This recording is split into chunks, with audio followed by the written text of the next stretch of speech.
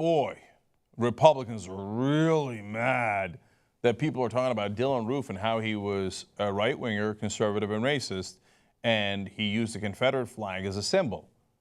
Now, all those things are indisputably true. And that doesn't indict all right-wingers. I mean, there could be extreme liberals. That doesn't indict me. But apparently, these guys are taking it kind of personal.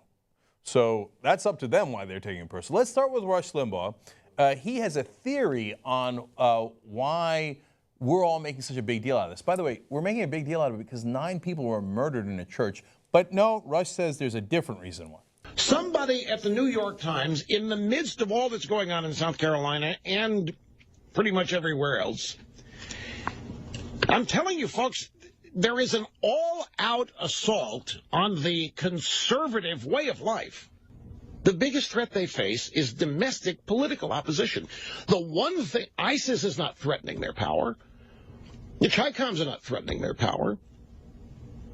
The Chi-Coms are not here. ISIS is not here.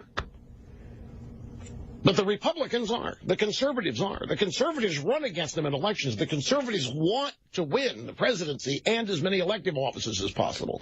That's the equivalent of taking power away from these people. The biggest threat they think they face is us. So anything that happens, such as this horrible sad event in Charleston, South Carolina, immediately becomes something totally unrelated to what happened in the event. What now? The story cleansing? A cleansing of Southern culture? What the hell is that? It can only be one thing. Southern culture is considered conservative, which is racist, sexist, bigot, and homophobe. They're getting rid of the flag, and they're going to get rid of any other symbols they can. But it's all about destroying what they think is the last Republican geographic stronghold. Now, wait a minute. Did liberals in the mainstream media send in Dylann Roof to shoot 9 black people so that they could start a devious plan to destroy the last bastion of Republicans in the country? No, he picked up a Confederate flag, took pictures with it all the time.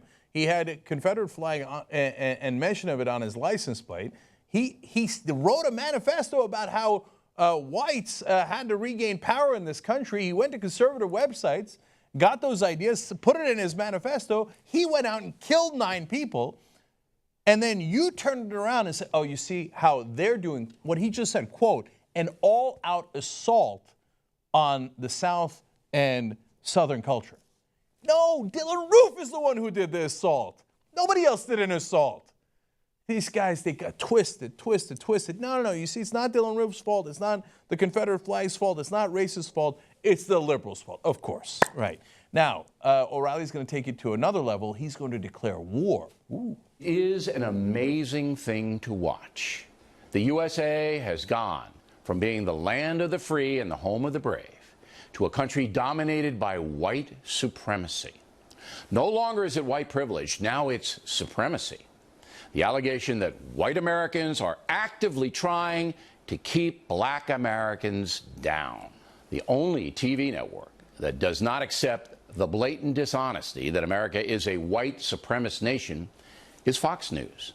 And some of us on this channel get viciously attacked for standing up for the truth. As Talking Points has reported, the no-spin truth is that there are anti-black bigots in America. Of course there are. But to say the entire country is defined by them is a gross lie. But there are problems in the African-American precincts, especially in the inner city. However, the problems have little to do with white people, rather a corrosive culture. The truth is there's no organized effort to harm black people by white people. That doesn't exist here. The real racism is looking away from what is really harming black Americans, the root cause of poverty.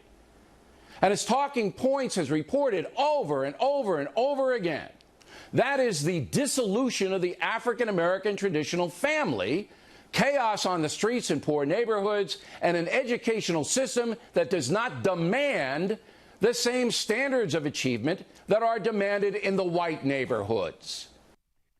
Oh, I see. There's no racism left in the country, and you decided that you were going to prove that point by saying the problem with black people in this country is black people, black culture.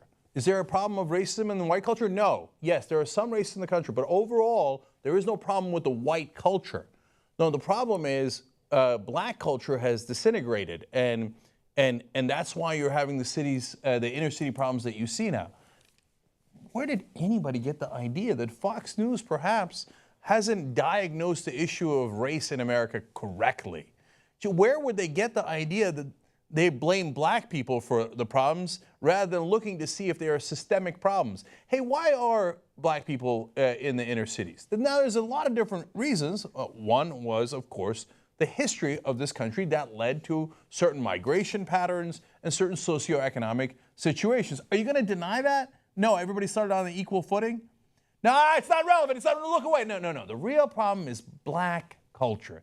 Gee, I don't know why anybody would accuse you of ever being racist or not seeing the issue clearly. But wait, we haven't even gotten to the war yet. I don't know. Okay, let's find out who he's declaring war on. And the far-left smear merchants have the nerve, the gall to say America's a white supremacist nation? Fox News is attacked when we report the truth? Well, you want a war, you got a war. I'm not going to sit here any longer and take this garbage. People who lie, who run the country down, who are racist themselves, are going to be called out right here on The Factor. That is the truth. And the liars who distort the record are now on notice. Oh, my God. Are we on notice? Is he going to come to get us? You're going to get it. I'm coming to your house. I am going to be the cop that stops it. End of this. By the way, he's not ending racism. He's not declaring war on racism. He's not declaring war on any of the underlying problems. He's declaring war on the people who point it out. You left-wing smear merchants, I'm going to get you. If you actually talk about race in this country and how people are affected by not just institutional, but things that are stereotypes that linger in our heads. For example, if you pointed out a study that shows that if there's a black hand on eBay selling the same exact product as a white hand, it gets a lower price and it's less likely to be trusted to deliver the products. That's a study. Can I talk about that? Or is science not allowed? You're gonna get it. War. How dare you point that out? Same exact resume. You put a white sounding name on it, it gets called in for an interview twice as much as a quote unquote black sounding name. Study, you can look it up. Okay, am I allowed to mention that? You smear merchant. Talking about facts and science. I'm gonna stop it. And more from O'Reilly. You wanna fuck with me? Okay. You wanna play games? Okay. I'll play with you. Come on. Do you wanna play rough? Okay. Uno. Say hello to my little friend. Okay. You wanna play rough? Okay. Okay. Say hello to my little friend.